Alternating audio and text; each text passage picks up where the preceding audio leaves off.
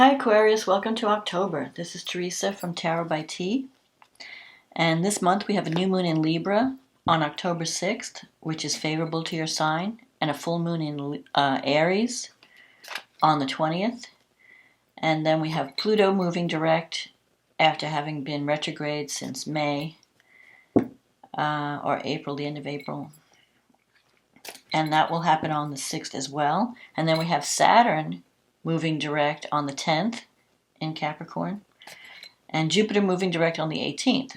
And Mercury, which will be retrograde most of the month, will go direct on the 18th also. So we have a lot of big planets moving forward this month. And Venus will move into Sag on the 7th. So we'll talk about the astrology later. Let's see how that affects your sign. Let's see what the cards say. What does Aquarius need to know about love and relationships for the month of October 2021? What does Aquarius need to know about love and relationships for October 2021?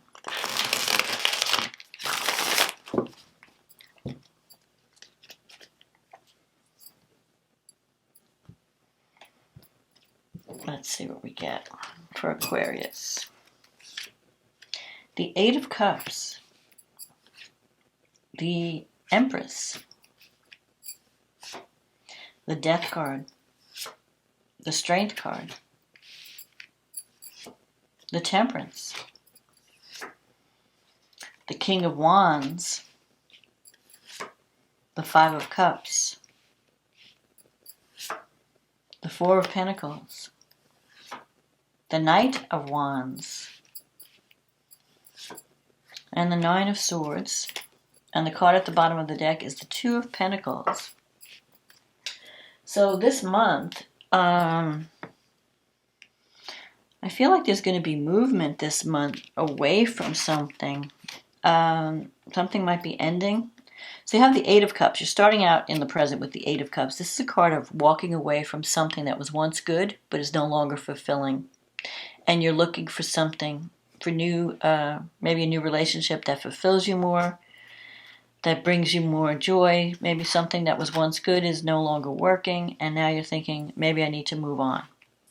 You have the Empress crossing here, so I think you're looking for a connection with home and family. Maybe you want children, or you want a relationship that feels like family, that's nurturing.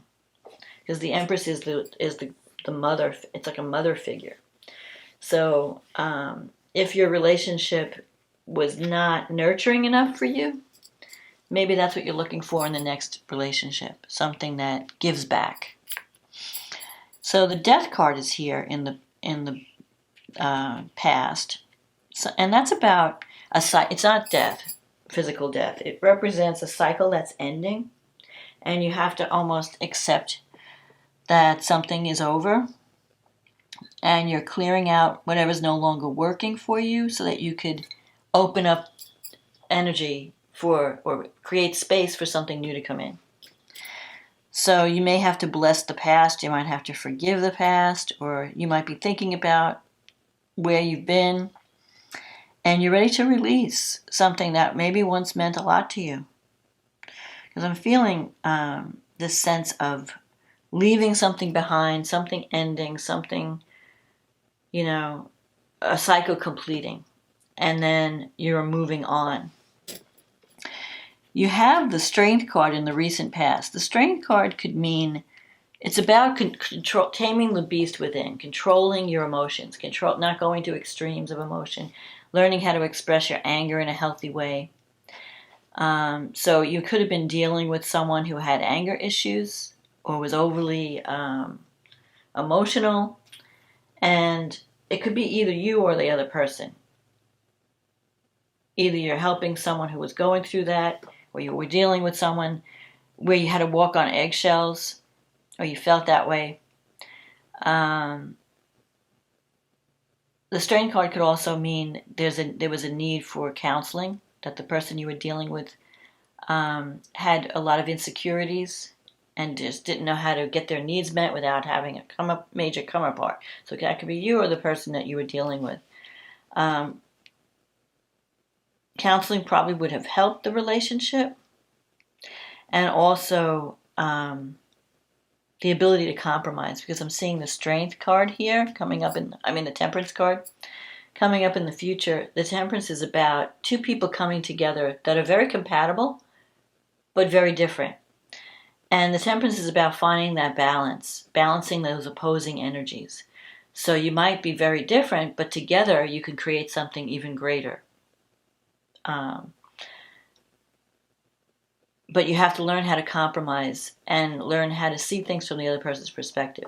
So if you were in a relationship, it could have been that it was too rigid, that one person couldn't see what the other person needed, or one person wasn't able to compromise, wasn't able to meet the other person in the middle, halfway. They wanted everything their way, and there's no negotiation.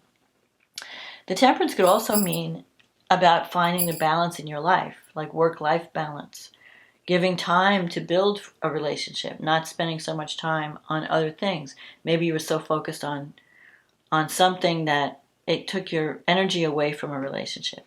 Or it could be you or your partner. Because I'm seeing the Two of Pentacles here. This is about juggling a lot of projects, trying to keep a lot of things going at the same time. And at some point, you just can't do it. You just can't. You have to choose, and you have to let some things go. You can't keep that up.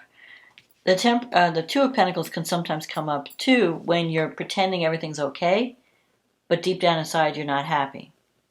So it's possible that you're making a decision, if you haven't already, because I'm seeing with the Death card, you may have already made that decision, to walk away from something or let go of some things that are just not working or not worth the effort that you're putting into them. Now, coming in the future, you have this King of Wands energy. So the King of Wands, and there's also the Knight of Wands, which could be an aspect of this person's personality. The King of Wands is someone who is very outspoken, a good leader, someone who likes to help others. King of Wands likes to rescue people. They have a very strong personality. They're not afraid to speak their mind. Sometimes they could be a little bit bossy, but they have a good heart. They mean well. So this could be someone that's coming into your life. Maybe you're going to them for advice, or they're helping you in some way.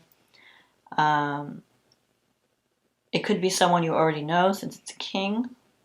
So if you've decided to walk away from someone or something, this king could help you find the next thing. This king could be instrumental in your life in the future, giving you advice, kind of helping you navigate the future. And I feel like it's a good partnership. This could be a fire sign because it's a wand, but it doesn't have to be. And it could be male or female. Now, in your negative thinking sector, you have the Five of Cups. So you are focused on, there is a sense of regret and loss.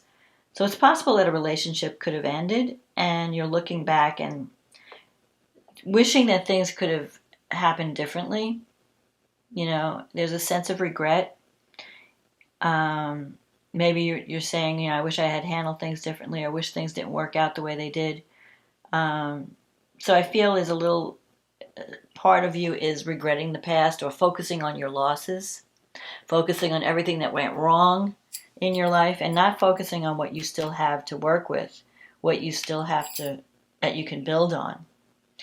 You have the Four of Pentacles here in your environment. So it could have been that the relationship represented a certain amount of security to you. And so now you're having to maybe you were staying because of the money, because the two of you, and now it's a little bit more difficult surviving without the other person financially. The Four of Pentacles can also mean that the person you left was too controlling. Sometimes the Four of Pentacles is someone who holds on to things too tightly, wants to control the outcome. So one of you might have been a little too controlling. Maybe you felt stifled, or you felt like, just leave me alone. I want to do my thing. Now, in your wish fulfillment, you have the Knight of Wands. This sometimes comes up when you decide to move, to change residence, change jobs. So maybe you're deciding to leave someone and move away to a new location. But you're worried about it. You have the Nine of Swords here. Like there are I feel like you're making changes, but at the same time you're mentally stressed because you're not sure. You're just worried. Maybe it's the first time. And this, the thought that just came to me with this King of Wands is maybe you're having to take a leadership role in your life without the advice of a partner, or, you have to, it's like you're taking care of yourself. You're making decisions for you. It's kind of like you're out there, especially if you've walked away from something. And so there could be worry about these changes. Like, I'm moving into this new place, or even if you're starting a new relationship, there's worry, or maybe there's guilt. Sometimes the Nine of Swords can represent guilt. Maybe you feel guilty about how things ended in the past relationship.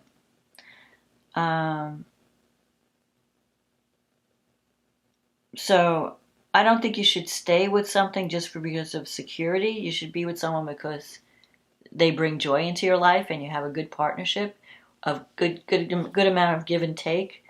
But I feel that, so I'm not sure how love is going to work this month, because I feel like you're still dealing with the transition.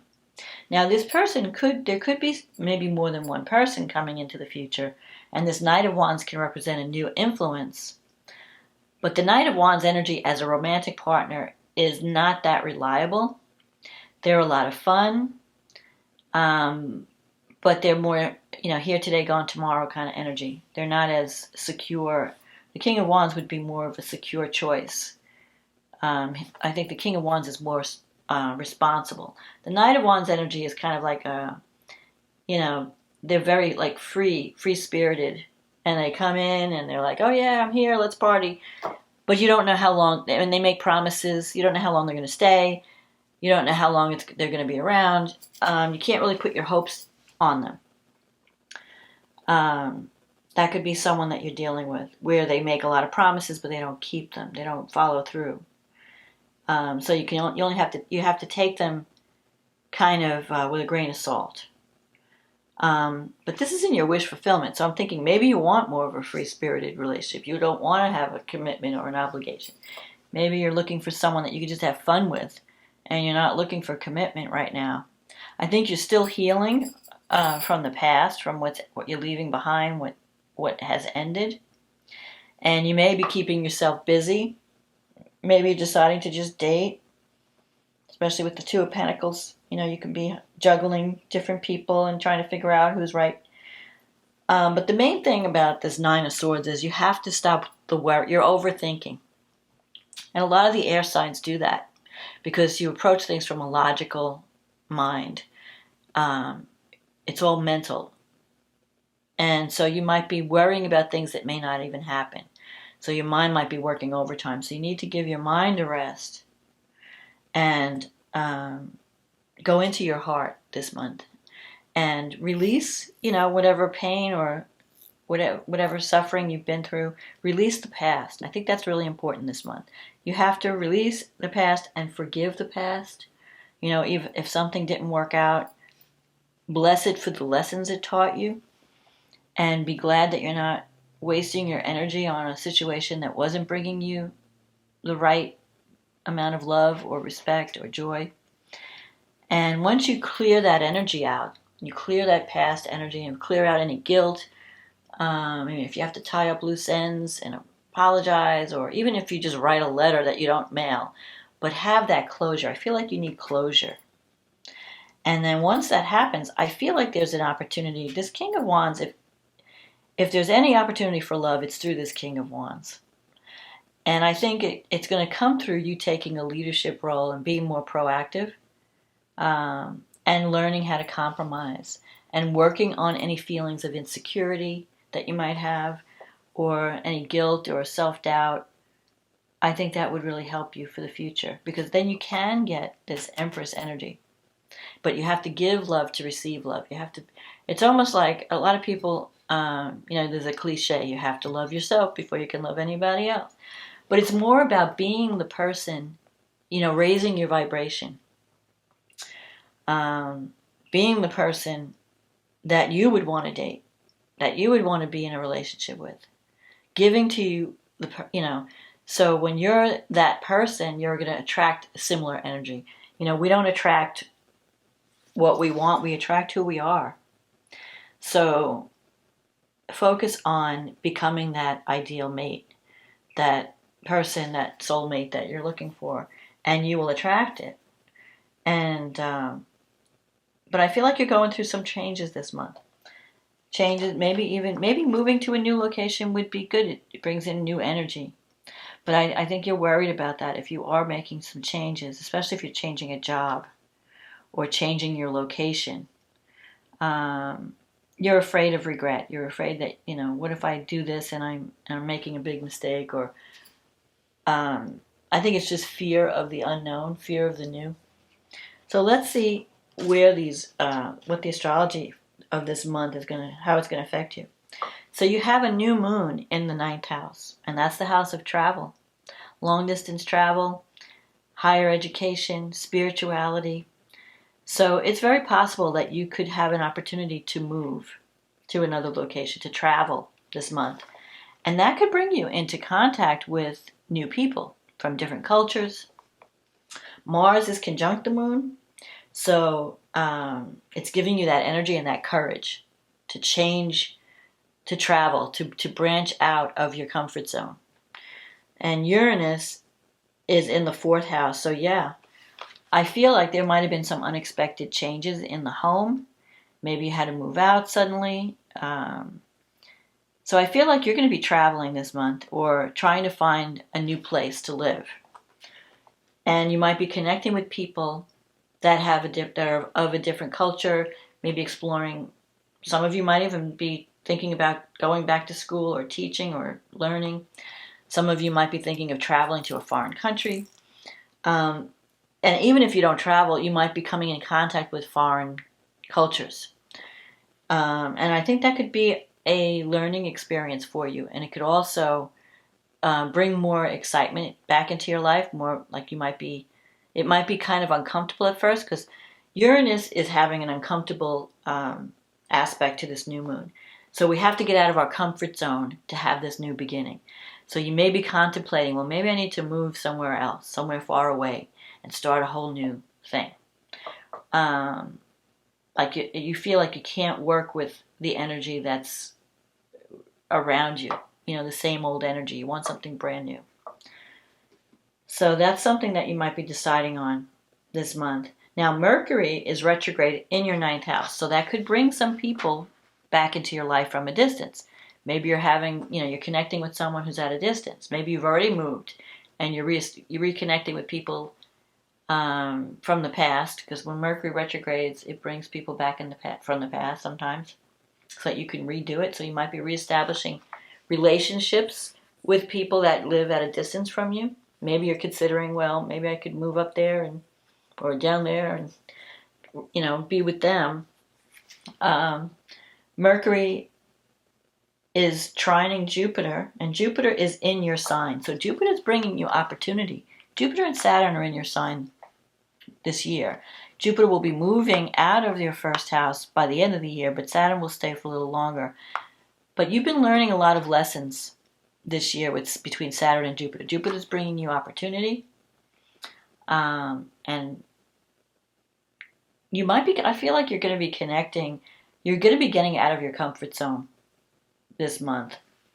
You might, and it may be that a message comes in or a communication, either you reach out to someone at a distance or they reach out to you, because the Mercury trine Jupiter aspect is very positive.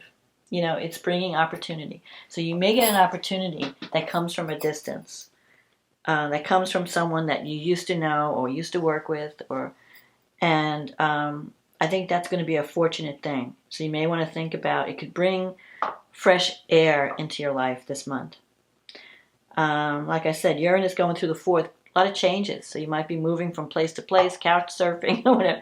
Or, just if you're not moving physically, you could be making a lot of changes within your home.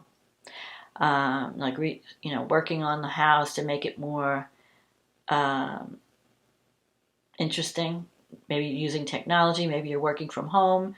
Maybe you have a remote job. You're working through using technology, because Uranus rules science and technology, innovation, new ideas. Saturn's in your first house, so you're getting very serious. You have to take yourself seriously this month. Sometimes when Saturn's in your first house, you may get some aches and pains. You may have problems with bones or teeth. So you want to take care of your health. If anything pops up, go see your doctor, get checked out. Saturn is one of your rulers. It's an ancient ruler. Saturn's going direct on October 10th. And Saturn's in your sign. So things that might have been stagnant may start to move forward. Pluto's going direct. Pluto's in your 12th house. So you are definitely finishing up a major cycle. And you have the potential to transform. Now, Pluto in the 12th house can bring a lot of surprises around psychological issues, or anything that was hidden may come to the surface to be dealt with. It's a really powerful time if you want to delve into some psychological issues that you feel have been holding you back. Pluto can help you transform into a new person, so that you're no longer held back by these by behavior that is self-sabotaging.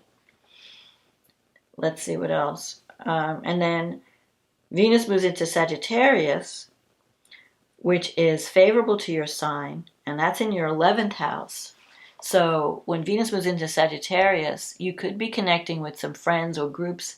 There might even be love. If you're going to find love anywhere, it might be through the groups that you belong to. You might be making new friends, and there's a lot of harmony there. You could be doing something creative together. So that's the positive thing. And then we have the full moon in Aries on the 20th. And that's happening in your 3rd house and 9th house. So if you're thinking about traveling or moving, that could be completed by the full moon. You could be moved up, you could be in a new location, or if you're changing jobs, you could be in a new job at that time. It could also mean that you're completing a project that involves higher education, teaching, learning, technology, maybe even communication. It could be some kind of marketing campaign that you're completing at this time. Mars is in, and the Sun are in the 9th house. So if there's anything you need to learn, this would be a great time to pick up new skills. You have the energy and the courage of Mars to branch out into new frontiers. Now, the only issue about that about this full moon is that Pluto is squaring it. So, and Pluto in your chart is in the 12th house. So when Pluto's in the 12th house, it could represent repressed rage. So whatever's in the 12th house is hidden. So if there was someone in power that's been working against you, someone in power that's been a bully or manipulating, it may come out at this time, at this full moon. But also, if you've been repressing your anger, your rage could come out at this time, because Pluto is squaring Mars, and Mars is in the 9th house. So you want to be careful if you're traveling or if you're driving. Don't drive when you're angry. Don't have a fight with someone and then get in the car. Because you're in your anger and your haste, you could be not paying attention. You don't want to get into an accident. So it's important that you release your anger in a healthy way this month, that you don't hold anything in so much that then when it finally does come out, it's destructive. Because Pluto is very powerful. The emotions it brings up are very powerful. And especially since it's in your 12th house, you could be repressing a lot of rage or anger over something. You're not speaking up about it. You're just kind of stifling it. And then somebody does something, it's the last straw, and then you blow up. Especially because it's squaring Mars, and it's also squaring the moon in your 3rd house. So there could be a female relative that you blow up at. Maybe they say something that hits you the wrong way, and you just get really angry. So you want to avoid any reactive behavior. Whatever you do, if you have to express yourself, count to 10 before you say something. calm yourself down if somebody pushes your buttons. That's my advice for Pluto in the 12th. Mercury will be sextile Venus. Mercury's in the 9th. It's sextile Venus in the 11th. And it's having an aspect to Uranus in the 4th. So there is going to be some kind of communication from someone from a distance. It could be family. Maybe you reconnect with family that you haven't talked to in a long time. And you have a healing conversation with them. Because Uranus brings the unexpected. You never know. Like, you may hear from a family member that you haven't talked to in years. Uranus in the 4th. Because Uranus, the 4th house is home and family and your early childhood. So you may have some issues to deal with around childhood issues. And you can have a healing at this time if you speak up and if you reconnect. Maybe you need to reconnect and have some kind of closure or have some kind of communication, some healing communication with family members. I think that would be important at this time. Let's see what else. But Neptune's in your second house, so Neptune could be dissolving your money in the second house. Or you could make money through some type of spiritual endeavor or some creative endeavor.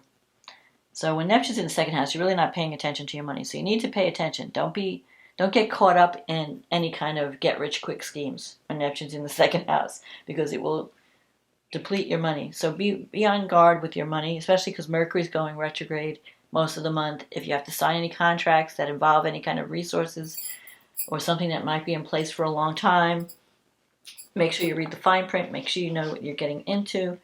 You don't want to lock yourself into something that's not going to be good for you at this time. But for the most part, I feel like this is going to be a month of you branching out into new frontiers. Whether it's through education or through travel or through reconnecting with people from a distance that you haven't seen in a while, you have an opportunity for new beginnings. Just don't stress yourself out over the past. If there were some things that happened in the past that you feeling guilty about, just forgive yourself, forgive others, learn to work in harmony with everyone, learn to compromise. There are people out there that want to help you. So don't resist help. Don't be too independent. If someone is there for you, let them help you. But I think the big message this month is releasing the past and any guilt connected with past relationships, so that you can move into the future, so you can clear the space for a new beginning and a new you. So that's my forecast or my reading for this month. I hope you enjoyed it. If you did, please leave a comment or click on the like button or the subscribe button. And if you'd like a private reading, click on the link in the description box. It will take you to my website and we can get you scheduled. In the meantime, Aquarius, thank you for supporting this channel. Thank you for being here. I've enjoyed reading all the comments, and I hope you have a wonderful October. And I will talk to you again next month. Okay, bye now.